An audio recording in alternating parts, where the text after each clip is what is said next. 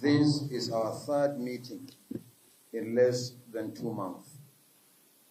Like the last two meetings, the purpose is to discuss the conduct of the 2023 general election, arising from the presidential and National Assembly elections held a week ago, and with the governorship and state assembly elections holding next week. It is imperative to review performance and assess preparations. No doubt, last week's national elections raised a number of issues that require immediate, medium, and long-term solutions. The planning for the election was painstakingly done. However, its implementation came with challenges, some of them unforeseen. The issues of logistics, election technology, behavior of some election personnel at different levels, attitude of some party agents and supporters added to the extremely challenging environment in which elections are usually held in Nigeria.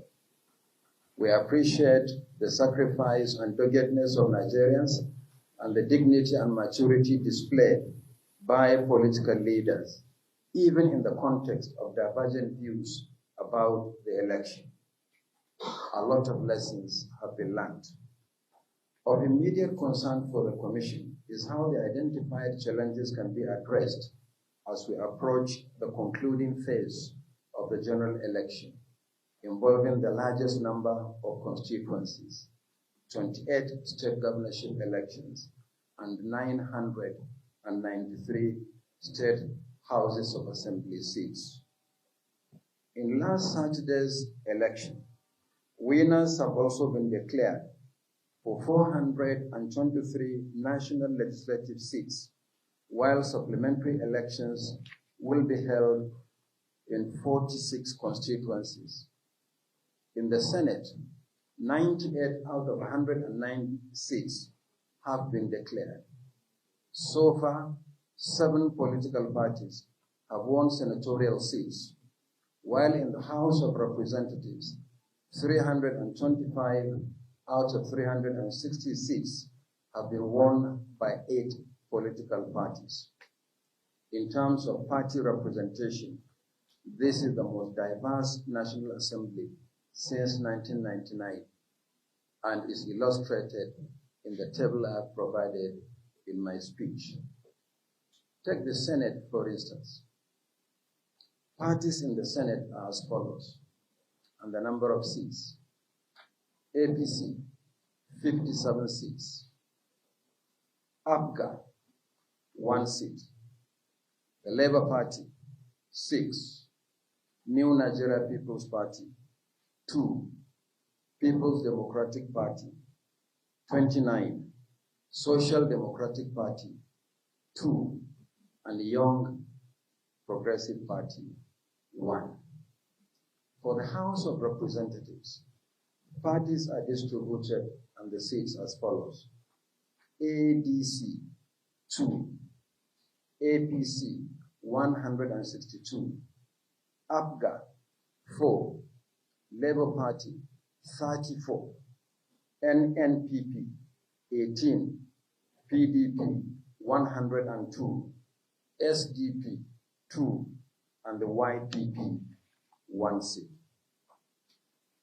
Certificates of return will be presented to senators-elect on Tuesday, 7th March 2023 at 11 a.m. at the National Collation Center, which is the International Conference Center here in Abuja, while members of the House of Representatives-elect will receive theirs the following day, Wednesday, 8th March 2023 at 11 a.m. at the same venue. However, for effective crowd management, each member or senator-elect should be accompanied by a maximum of 2 guests. The comprehensive list of all members-elect so far will be uploaded to the Commission's website shortly. As we approach the governorship and state assembly elections, we must work harder to overcome the challenges experienced in the last election. Nothing else will be acceptable to Nigerians. All staff found to be negligent, whether they are regular or ad hoc officials, including collation and returning officers, must not be involved in the forthcoming election. RECs must also immediately initiate disciplinary action where prima facie evidence of wrongdoing has been established against any staff involved in the election, whether regular or ad hoc. Election day logistics must be finalized before the election and handled by the electoral officers at local government level. This has been our standard practice. Centralizing the process, as was done in some states, resulted in delayed deployment of personnel and materials and late commencement of polls. Resident electoral commissioners will be held responsible for any tardy arrangement or the failure to deploy electric power generators to collation centers or polling units where such facilities are needed. The Commission has enough facilities in all the states of the Federation.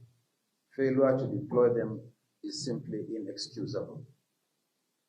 Refresher training must be conducted for ad hoc staff that participated in the last election. While they are replaced for good reason, they must be properly trained so that processes are not delayed or compromised at any stage. Arising from last week's election, the Commission has received reports from our state offices, as well as complaints and petitions from political parties and candidates.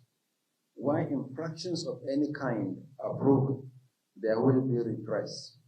I must add that any action taken by the Commission is without prejudice to the rights of parties and candidates to seek further remedy as provided by law.